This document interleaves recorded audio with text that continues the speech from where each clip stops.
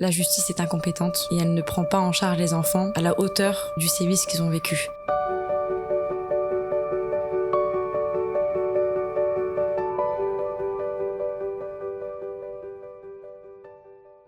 Je m'appelle Laura, je suis maman de deux petits garçons de 6 et 8 ans, dont un petit garçon qui a été abusé à l'âge de 3 ans et demi, sur la commune de Moucron, par son professeur de psychomotricité. C'était pendant les vacances scolaires de 2022, en octobre. Il y a une maman qui a porté plainte parce que sa petite fille lui disait que son professeur touchait un peu sa pépette, etc. Donc elle a alerté l'école. L'école a refusé de donner le numéro de téléphone des autres parents pour pas alerter, pour dire n'importe quoi forcément.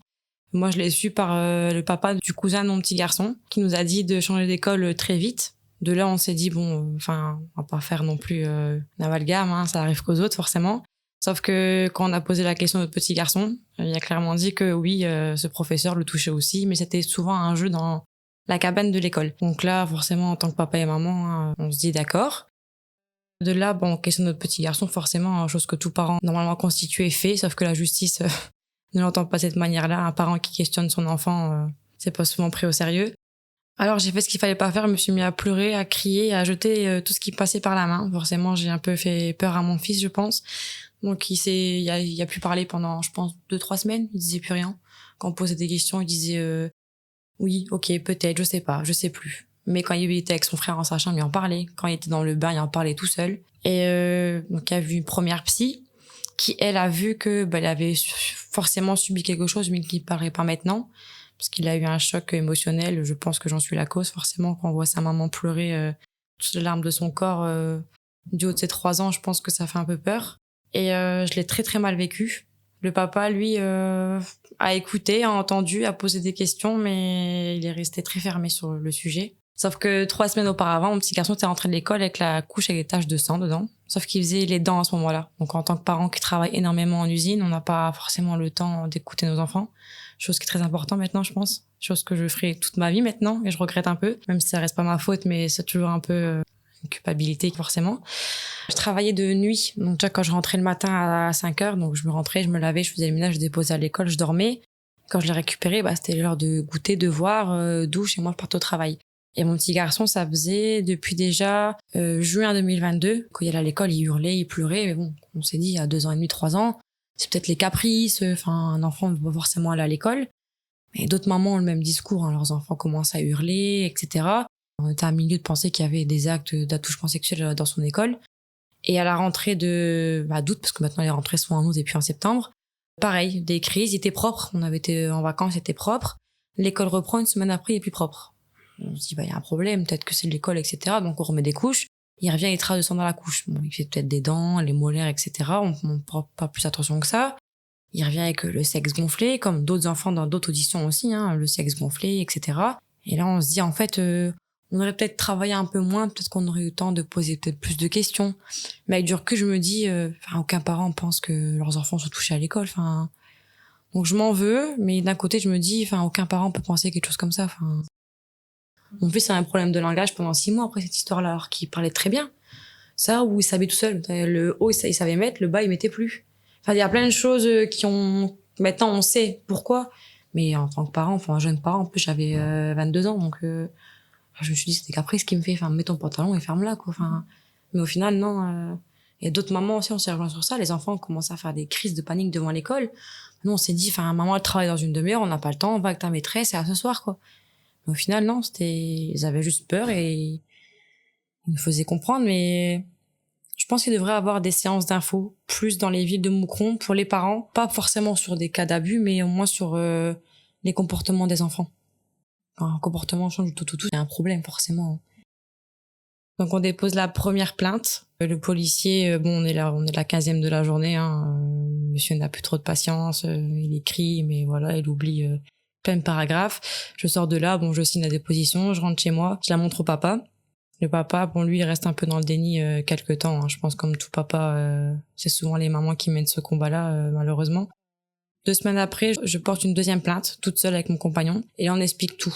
Tout ce que notre petit garçon dit, que ce professeur fait pipi blanc par terre, que dans les toilettes, il enlève sa couche, il lui met des mains dans la pète, qu'il touche son zizi, qu'à plusieurs fois, ils ont dû sentir son zizi, des choses complètement ignoble. Alors ça a été très compliqué parce qu'au début, quand on a appris ça, mon petit garçon avait, en fait, comme la psy a dit, son corps n'était plus son corps. Il allait vers son papa, il voulait le toucher, ou il demandait à son papa de le toucher aussi. Et quand on disait non, bah ah, mais monsieur, il est fait, t'es méchant toi. En tant que papa, enfin lui, il a très très mal vécu. Hein. Son papa, je pense que il osait plus forcément le toucher tout de suite. Et en tant que maman, des fois, je vais dans la douche et on voit son enfant se toucher à 3 ans et il crie, monsieur, il fait ça, il fait ça, il fait ça. Et j'avais aussi mon autre fils, hein, il se lavait à deux. Du jour au lendemain, il pouvait plus se laver à deux. C'était horrible. Et après, bon, par chance, c'est passé, mais je sais qu'il y a encore des enfants à l'heure actuelle de parents que je côtoie. C'est encore très compliqué hein, pour eux, la sexualité et le corps, etc. Là, à l'école de mon petit garçon, il y en a un qui a aussi subi, lui, encore dans cette phase où il veut que tout le monde le touche. Mon petit garçon, par chance, c'est passé. Bon, il en parle encore un peu. Il a encore du mal à dire que son corps, c'est son corps forcément, mais c'est passé, de mon côté. C'était sous forme de jeu, souvent. Ils avaient un tampon rouge, enfant méchant, un tampon vert, enfant gentil. Et le tampon rouge, c'était les enfants qui n'avaient pas touché. Et le tampon vert, c'est ceux qui avaient touché. Et quand on voit que 10 enfants revenaient avec un tampon vert dans la classe, au bout d'un moment, je me dis, sur 1 heure de temps, s'il en a touché 10 par jour, il devait être aux anges, ce monsieur. Hein. Il y en a 2-3 qui ont été très renfrogné psychologiquement, mais il y en a qui sont pris ça pour des jeux forcément, et il parlait de baguettes magiques, etc. Et mon petit garçon, combien de fois m'a pas demandé d'acheter des tampons et de faire les mêmes jeux à la maison.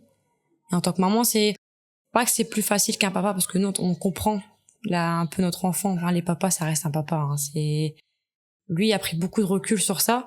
Donc moi, j'étais là tous les jours à devoir répéter la même chose que effectivement, ton corps, c'est son corps. S'il veut se toucher, il le fait lui-même. Il doit pas demander aux autres. Et maintenant, ça fait 2 ans que mon petit garçon a été gardé par personne. Hein. Il reste qu'avec moi et son papa. Il va quand même avoir 6 ans, quoi. Il avait 2 ans et demi, 3 ans quand ça s'est passé. J'ai mon deuxième petit garçon, donc le plus grand. À cette époque-là, c'est un enfant très renfermé, il parle pas. Donc, ils ont fait les premières auditions filmées par la police. L'individu avait le même nom que l'agresseur de mon petit garçon. Forcément, on rentre dans la salle, bon, les enfants parlent pas. Hein. Quand le policier se nomme un tel et que l'agresseur a le même nom, forcément, l'enfant se renferme sur lui-même. Ils ont leur fusil sur eux, enfin, c'est un peu moyen. On leur retire leur doudou, leur tétine, la maman ne peut pas être là, elle est derrière sur une chaise. L'enfant essaie de te regarder, mais le policier lui dit « tu me regardes ». Forcément, l'enfant parle pas, donc on pose des questions aléatoires, hein. On va pas droit au but, forcément. Donc forcément, audition filmée ne donne rien. Mon plus grand, lui, n'a pas voulu parler, sauf qu'il a parlé, je pense, 1 an après. Sauf qu'on était déjà en procédure. Ils ont pas voulu le faire auditionner. Et à l'instant là où je parle, ça fait 6 mois qu'on se bat pour les refaire auditionner. On n'a toujours pas de nouvelles. Ils estiment que les premières auditions doivent s'arrêter là, sauf que beaucoup d'enfants parlent encore des années après. Hein. Mais voilà. Peut-être pas autant que son petit frère, mais il a dû avoir quelques petites choses. Alors moi, de mon côté en tant que maman, je suis sûre qu'il a eu quelque chose. Je suis persuadée que mon petit garçon, comme la psy a dit, c'est un enfant qui est très renfermé, très intelligent, très joyeux, mais il parle pas.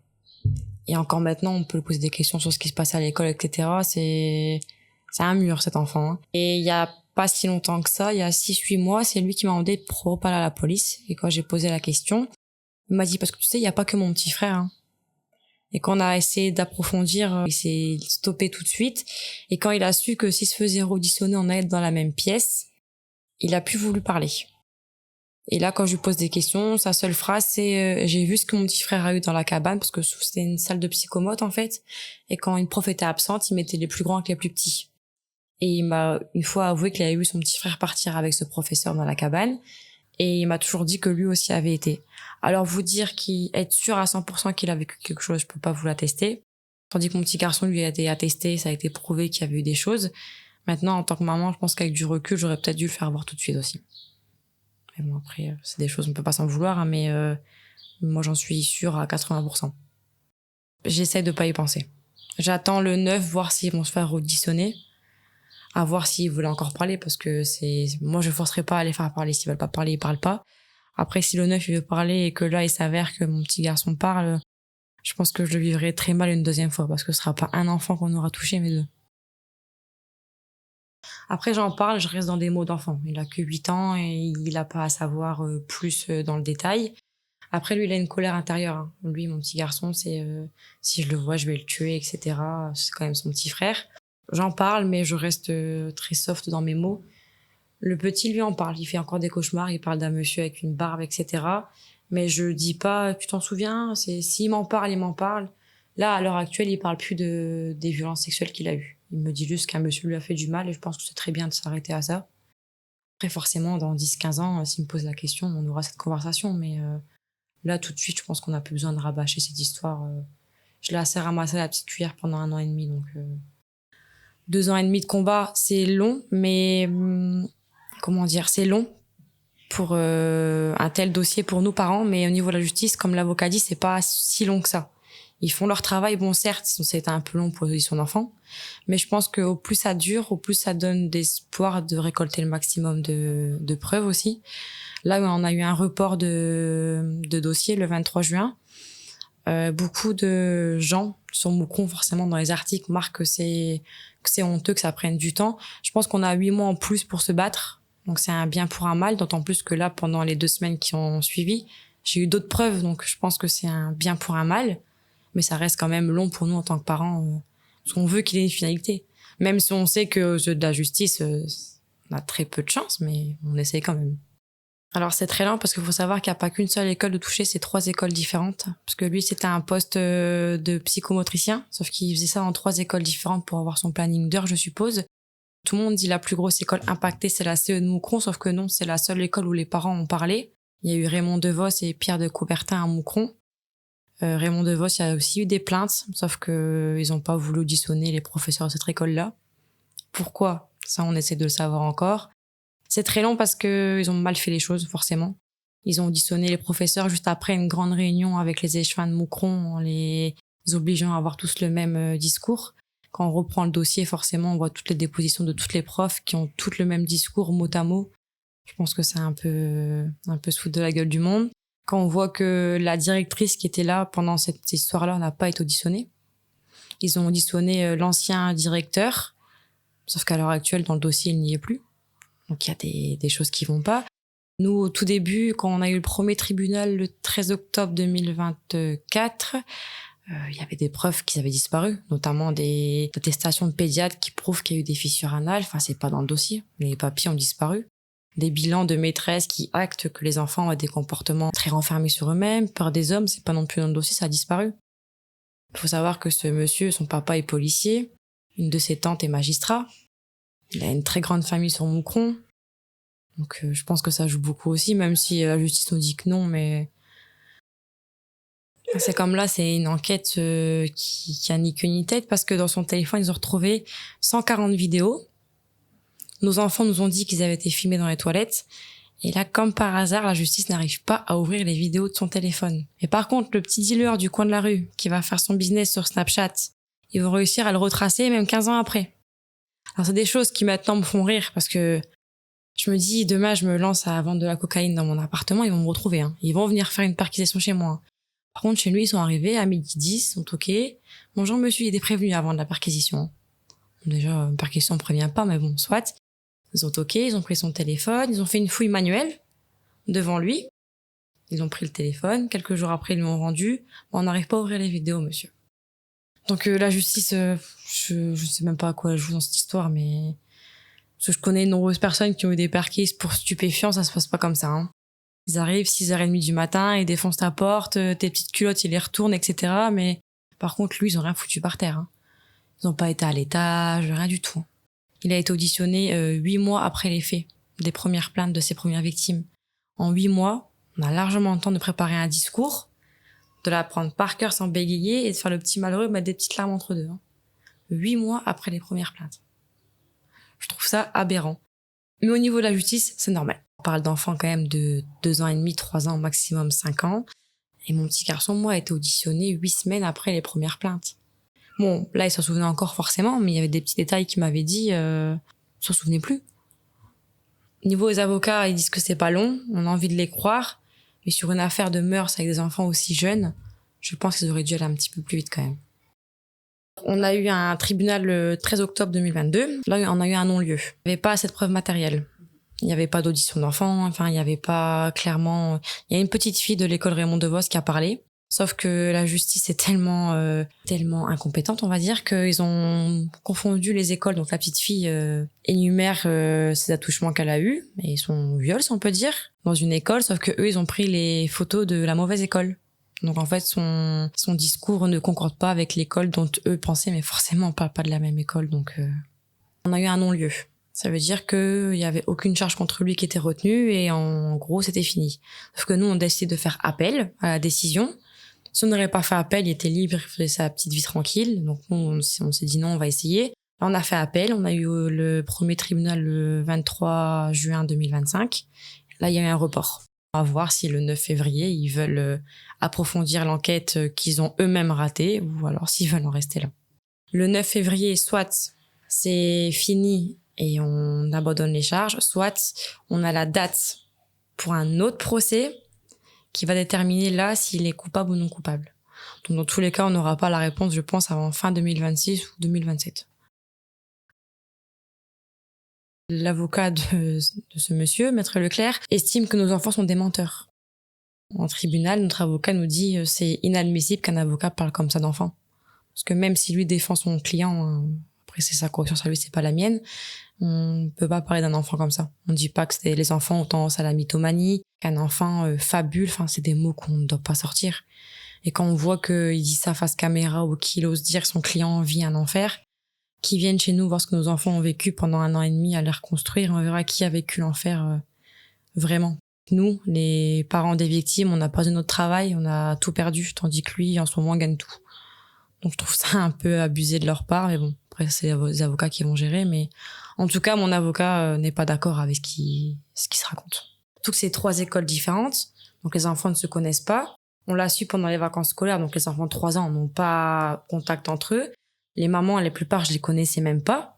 Et les enfants ont tous le même discours, mais lui, dans ses dires, les enfants auraient créé cette histoire de toutes pièces. En gros, ils auraient fait un cercle dans la cour de récréation, ils auraient inventé une histoire pour faire tomber un professeur. Là, j'ai été à la rencontre de 3 maîtresses et une directrice de l'école qui commencent seulement à parler. Bon, elles disent pas tout forcément, parce qu'elles ont encore un peu peur, mais elles commencent un peu à se délier. Et je pense que si elles voient que 1, 2, 3 personnes parlent, peut-être qu'elles parleront à leur tour, forcément. Et on a beaucoup de preuves de professeurs qui disent qu'ils peuvent pas parler par peur de perdre leur travail. Donc je pense que, déjà ce message veut tout dire, je pense que pour eux, il est temps de parler. Là, j'attends encore la semaine prochaine 2-3 attestations. Quand on voit que les échevins de Moucron le défendent corps et âme, c'est le PO des écoles, donc forcément, si leur direction les défend, je pense qu'ils vont suivre leur direction, mais il y en a 2-3 qui commencent à se rebeller un petit peu, c'est peut-être pas plus mal. Pas que j'ai jamais eu d'espoir, mais le premier avocat que j'avais, qui est un grand avocat, Maître Rivière, qui a défendu l'affaire Marie Dutroux, nous a toujours dit que des enquêtes pour faits de meurtre sur enfants, c'est toujours très délicat, surtout quand ils parlent pas. Parce que sur tous les enfants qui ont été auditionnés par la police, je pense que seulement 2 enfants ont vraiment parlé de ce qui s'est passé. Donc de là, ça freinait un peu les choses, et je pense qu'il avait été clair dès le début qu'une affaire comme ça, c'était très dur de s'en sortir. Le deuxième avocat est un peu plus voyant, entre guillemets, il veut y croire. On y croit, mais je pense que on y croit moyen. Je préfère être déçue en sachant que je vais pas réussir, que me faire de faux espoirs et arriver au tribunal et me dire j'y ai cru. J'ai porté plainte 1 fois, donc j'ai été entendue directement. La 2e fois, c'est le papa qui avait été entendu, mais quand on dit entendu, il nous pose quelques questions et c'est bâclé. Et au tribunal, le 13 octobre, on a eu le droit à la parole. Sauf qu'on n'était pas préparé parce qu'on savait pas qu'on avait le droit de parler, donc forcément, quand on doit parler en face du prédateur à son enfant à 30 cm de notre nez, avec du recul, j'aurais dû préparer quelque chose et lui dire la façon que je pense derrière ma tête, mais là, il me semble que le 9 février, on aura le droit à la parole. Je pense que là, il faudra préparer peut-être quelque chose à dire à tous les juges qui seront là. Enfin, je ne sais pas qui sera présente exactement, mais je sais qu'on aura droit à la parole et c'est le moment de se libérer. Alors là, on est en juin. Jusqu'à février-mars, il en parlait encore. Sans poser de questions. C'est lui qui venait lui-même en parler. Il y a un monsieur qui m'a fait ça, etc. Sous les conseils de la psy, moi, je rentrais plus trop dans le sujet. Quand il m'en parlait, j'acceptais les informations. Je lui disais, écoute, j'entends ce que tu me dis, ça arrive, mais je le qualifiais pas de... C'est des mots durs, je veux dire, mais c'était pas une victime. Parce que je voulais pas le mettre dans un cercle. Ce qui t'est arrivé, c'est mal, la vie s'arrête. Moi, je voulais qu'il reprenne sa vie d'enfant. Vu qu'on lui a volé une part de sa vie d'enfant à l'école, hein. Il avait la peur des hommes pendant très longtemps. Il sortait plus de la maison. Je l'ai enfermé chez moi pendant 6 mois, hein. Je le mettais plus à l'école. Il restait à la maison avec moi. Personne ne pouvait l'approcher. C'était tout le temps avec moi. Et après, je pense que j'ai ouvert un peu les yeux. Fallait qu'il reprenne sa vie. Donc maintenant, quand il m'en parle, j'entends. Il sait qu'on se bat pour la vérité. Il sait qu'on se bat pour mettre ce monsieur en prison ou pour qu'il ait quelque chose marqué à vie dans un casier judiciaire ou autre. Mais maintenant, il va mieux. Il en parle. Il dit qu'il y a un monsieur qui lui a fait du mal, mais il dit plus quoi. Je pense que son cerveau a un petit peu oublié. Et je commence à revivre seulement un peu maintenant. Je pense qu'on n'oublie pas ce qui s'est passé forcément, hein. Mais vu la lenteur de la justice et la lenteur de ce dossier, si je passe pas outre maintenant, j'y arriverai pas, ni pour moi ni pour lui. Donc j'oublierai pas. Je pense que lui, un jour, ça ressortira à son adolescence, mais là, à l'heure actuelle, on essaye d'oublier.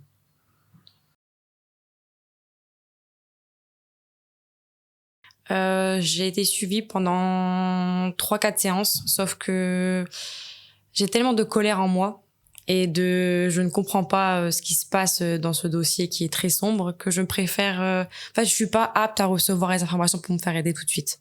Je pense qu'il faut que je termine mon combat. Là, on repasse au tribunal le 9 février seulement.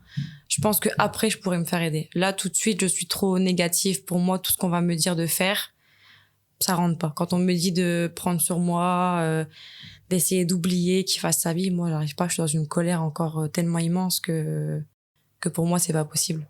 Quand ça arrivait à mon petit garçon, j'ai démissionné. Donc, j'ai perdu mon emploi. Après, j'ai retravaillé un petit travail en tant que caissière, sauf que j'arrivais pas. Il est un jour arrivé à ma caisse, ce monsieur, grand sourire, sauf que j'étais tétanisée. Tout le monde dit oui, mais je lui répétais sa tête. Je pense que chacun réagit à sa manière. Il arrivait en face de moi, j'étais tétanisée. Donc forcément, erreur de caisse, erreur d'argent. Enfin, j'étais pas concentrée, donc j'ai arrêté ce travail-là. Après, j'ai fait une pause pendant 3 mois. Je suis restée à la maison avec mon petit garçon. Je pense que ça m'a fait un peu du bien de le retrouver rien qu'avec moi, mon petit bébé. Même si, bon, c'était plus un bébé, il commençait déjà à aller sur ses 4 ans, mais voilà. Et j'ai retravaillé en intérim pendant presque 1 an et demi. Et là, j'ai arrêté pour prendre mes études. C'est quelque chose qu'on n'en parle pas, mais j'ai eu un blocage pendant presque 1 an et demi, hein. Les hommes, même mon compagnon, me dégoûtaient, hein. Pas que j'avais pas confiance que ça reste pas mes enfants, hein, mais je pense qu'on devient un peu parano. Dans tout, ma maman a un compagnon depuis 10 ans, il pouvait pas aller chez elle sans que je sois à côté. On allait à la fête à la ville de Moucron, il devait me tenir la main. Là récemment, il a commencé le foot dans les vestiaires, j'étais à côté de lui. Parano, vraiment parano. Et je pense que j'ai un peu engrainé cette peur des hommes moi-même sans m'en rendre compte, hein, mais j'avais cette peur que quelqu'un refasse du mal à mon fils. Et là, encore maintenant, lui commence un peu maintenant à aller vers les gens, etc. Encore ce matin à la fête de l'école, il va vers les gens, il fait des câlins, des bisous. Bon, je prends sur moi parce que maintenant, je pense qu'il faut passer un cap, mais c'est plus moi qui suis crispée que lui maintenant. Quand je vois qu'il va pas bien, je pose quand même la question, voir s'il veut pas aller voir une madame, etc. Mais il n'y en a pas forcément le besoin. Même à l'école, tout se passe à peu près bien. Donc, de ce côté-là, ça va. Je suis dans une période un peu sombre en ce moment. Je contacte les médias, j'essaie d'en parler, de faire du bruit. C'est ce qui m'aide un peu à faire tenir un peu cette histoire. Là, actuellement, on a réussi à avoir quelques attestations d'anciennes professeurs qui ne voulaient pas parler, qui parlent un peu maintenant. Je pense que 2 ans après, il est temps que certains se mouillent un peu. Parce que de là à dire que personne sur une école de presque 30 professeurs et peut-être 400 élèves n'ont jamais rien vu, ça fait un peu gros, je pense. Sachant qu'il y avait quand même presque une trentaine de plaintes. Donc de là de me dire personne n'a rien vu, j'y crois moyen. Donc là, pour l'instant, ma colère, je la mets dans toutes les preuves que je peux encore rassembler tout de suite jusqu'au 9 février. Je pense que chacun vit à sa manière. D'autres mamans dans l'histoire, eux, l'ont très mal vécu, hein. Il y a eu beaucoup de dépression, de perte d'emploi, tentative de suicide, etc. Enfin, ça a été très loin. Sauf qu'au tout début de l'enquête, on n'était pas toutes très solidaires l'une envers l'autre vu qu'on se connaissait pas. Je pense que tout le monde dans son cerveau disait chacun sa mère et Dieu pour tous, hein. C'est malheureux, mais c'est la Belgique, c'est comme ça. Et c'est quand, quelques années après, on a vu qu'on était toujours dans la même histoire, qu'on a commencé un peu à se rapprocher, se lier d'amitié. Et c'est là qu'on a vu que beaucoup de mamans avaient énormément souffert et beaucoup d'enfants ont encore beaucoup de traumatismes à l'heure d'aujourd'hui. Alors, ce serait moi, à l'heure actuelle, j'aurais déjà déménagé très loin, Sauf que vu qu'on est encore en procédure, je préfère rester sur Moucron pour l'instant pour aller voir l'avocat, etc. Moi, au tout début, en 2022, quand ça s'est passé, j'habitais à 3 rues de chez lui. Chose que j'ai très mal vécu, donc j'ai vite déménagé. Sauf que lui, après, a redéménagé. Donc c'était un peu le serpent qui se mord la queue. Vivre dans la même ville que lui, je pense que ça commence à peser, vraiment. Parce que je le croise tous les jours, hein, quand je vais à l'école. Enfin, il travaille à la commune de Moucron, donc tout le monde le voit tous les jours. Il fait sa petite vie tranquille, il balade en voiture. Même si lui, il dit aux médias qu'on a volé sa vie, parce que si on écoute les médias, il est très malheureux, etc. Mais quelqu'un de malheureux, il sort pas de chez lui. Qu'il utilise les médias, hein, tant mieux pour lui, il a le droit, comme nous on a tout autant le droit de le faire aussi, donc je pense que je m'arrêterai pas dans tous les cas. Donc la première fois que j'ai fait un média, par contre, c'était plus compliqué. Hein. C'était une grosse caméra face cam là, c'était assez impressionnant, avec le gros flash en plus là, c'était. Bon après maintenant, pas qu'on est habitué, mais c'est toujours la même histoire, donc j'arrive même plus à pleurer. Il y a tellement eu de larmes que elles sortent plus forcément tout de suite. C'est une histoire on s'est séparés entre-temps. Parce qu'on l'a tous très mal vécu, je pense. Hein. Lui était dans le déni complet, moi j'étais dans mon combat. C'est qu'au premier tribunal qui s'est dit ça s'est rien passé, je pense. On s'est remis ensemble, mais c'est le sujet qu'on parle pas forcément. Toutes les démarches que je fais niveau média, il vient pas avec, comme d'autres papas d'ailleurs, ils veulent pas être mêlés à ça du tout. Pour eux, c'est pas la honte, mais c'est exposer un peu leurs enfants et se dire que plus tard les gens verront ça. Alors, en tant que maman, je comprends. Je sais que plus tard, j'ai pas envie que des enfants de 15 ans dans son école lui disent « Ah, ta maman, elle a parlé, etc. » J'ai toujours cette crainte que ça arrive, mais moi, je le fais juste pour en parler, pour dénoncer. Et d'ailleurs, suite aux médias qu'on a fait, il y a d'autres enfants et d'autres parents qui ont porté plainte. Mais je pense que lui est resté dans la colère. Et là, à l'heure actuelle, quand on en parle, c'est de la colère. La justice, il y croit plus du tout. Faut même plus lui parler de mots d'avocat, etc. De toute façon, aux avocats, il vient jamais au rendez-vous. Comme d'autres papas, d'ailleurs. Je pense qu'il a un peu abandonné que la justice nous aide, mais moi, je sais que j'aurais été au bout de ce que moi, je voulais faire. Après, lui, il ira au bout de ce que lui voudra faire.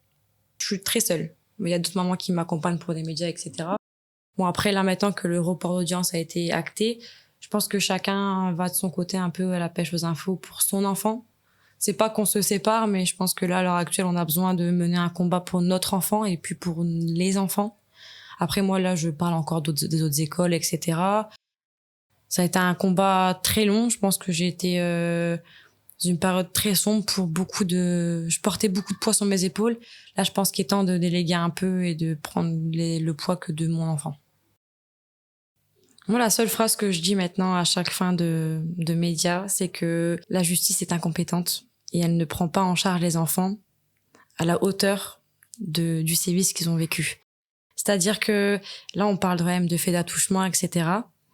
On n'a jamais eu de soutien ni de la police, ni de psychologue de la police. On n'a jamais eu de formulaire avec toutes les aides possibles. J'ai su seulement 11 mois après qu'il y avait une cellule psychologique à la police pour les victimes. On n'était pas au courant du tout. Sauf que 8 mois après, forcément, ils prennent plus en charge, hein, mais on n'était pas au courant de tout ça. Les services juridiques qui t'aident à lire le dossier d'instruction, j'étais pas au courant. Une dame qui peut t'accompagner au tribunal, si tu te sens pas bien, tu sors et c'est elle qui prend les infos. On n'était pas au courant de tout ça. Et on l'a su bien après. Donc je pense qu'il y a un gros manquement de la justice au niveau des victimes. On devrait, dès qu'il y a une plainte de déposer, recevoir un formulaire avec toutes les aides qu'il peut avoir. Il y a des parents dans l'histoire qui ont abandonné parce qu'ils n'avaient pas les moyens de se payer un avocat. Ils savaient pas qu'il y avait une aide juridique. Ils savaient pas qu'ils pouvaient contacter des psys de la police. Et je pense qu'à l'heure actuelle, ils auraient été au courant de tout ça, ils n'auraient pas abandonné le combat. Alors, s'il y a une décision avec un casier ou une date d'emprisonnement, etc., je pense que là, je stoppe et pas de satisfaction, mais je pense que la justice aura fait ce qu'il fallait faire. Après, s'il y a encore une fois un non-lieu et que c'est fini et qu'il vit sa vie tranquille, je sais pas. J'ai pas pensé à cet après-là. Mais je pense qu'après, ce sera mon combat de mois à mois. J'en pourrai plus la justice. Ce sera des manifestations ou des choses comme ça, mais la justice, après, moi, j'abandonne. Après, je pense peut-être un déménagement, partir loin. Je pense que pour notre reconstruction à nous et pour les enfants, c'est peut-être mieux que par la suite, on arrête de le voir, de le côtoyer. Parce qu'il est nommé à la ville de Moucron, donc il sera encore là un moment.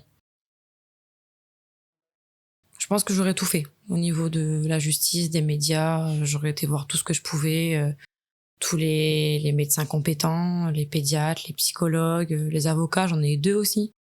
Les médias, j'en ai fait pas mal. Je pense que niveau psychologique pour les enfants, on a fait tout ce qu'on pouvait aussi. Après, si les gens ne parlent pas et ne veulent pas nous aider, c'est eux leur conscience. Alors, je pense qu'en tant que parent, on veut tous qu'il aille en prison, qu'il ait un dossier long comme le dictionnaire. Sauf qu'il faut être lucide dans des affaires comme ça, surtout d'enfants aussi petits qui n'ont pas forcément tous parlé. Je pense que le non-lieu nous pend au bout du nez. On a déjà eu un, donc on sait à quoi s'en tenir. Mais nous, on veut qu'il y ait au moins une preuve, qu'il ait au moins un casier, qu'il ait au moins quelque chose qui l'empêche de travailler avec des enfants. Maintenant, je ne sais pas si on va réussir. Ça, c'est la justice qui décidera, mais je sais que la peine d'emprisonnement, on en est loin, très loin, parce que je pense qu'en Belgique, il vaut mieux vendre de la drogue pour aller en prison que toucher un enfant, mais si on peut au moins avoir une preuve, une trace écrite, ce serait déjà pas mal. J'aurais juste envie de lui dire qu'il a volé l'enfance de plein d'enfants, que ce qu'il a fait, que la vérité éclate maintenant ou dans 10 ans, dans tous les cas, quelqu'un qui fait ça s'arrête jamais. C'est dans ses gènes, c'est dans son sang, si les enfants l'intéressent, il passera jamais outre, dans tous les cas. Et je pense que si ça arrive dans 10 ans, la justice te dira qu'ils ont fait une belle connerie de remettre quelqu'un comme ça en liberté.